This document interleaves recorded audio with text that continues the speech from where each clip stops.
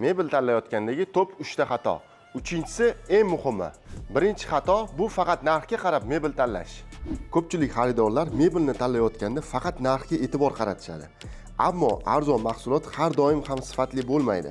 Natijada mebel qisqa fursatda shaklini yo'qotadi, qoplamalari shikastlanadi yoki eshiklari o'zidan o'zi ochilib ketaverishi va yaxshi yopilmay qolishi mumkin.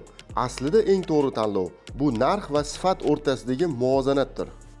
Ikkinchi xato o'lcham va joylashuvni hisobga olmaslik. Chiroyli ko'ringani uchun tanlangan mebel har doim ham uyingizga mos tushmaydi. Xona hajmi, yorug'lik tushishi, joylashuvi kabi omillar uy interyerida muhim rol o'ynaydi.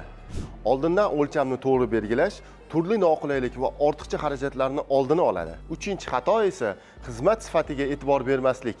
Mebel faqat mahsulot emas, bu xizmat. Yetkazib berish, o'rnatish va kafolatli qo'llab-quvvatlash ham jarayonning bir qismidir.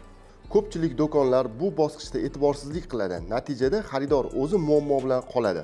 Siz esa doim xizmatni to'liq ta'minlaydigan mas'uliyatli ishlab chiqaruvchini tanlang.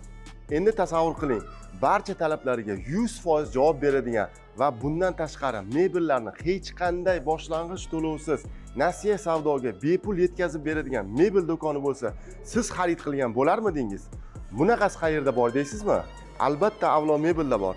Shunchaki ushbu raqamlarga qo'ng'iroq qilib, batafsil ma'lumot olishingiz mumkin.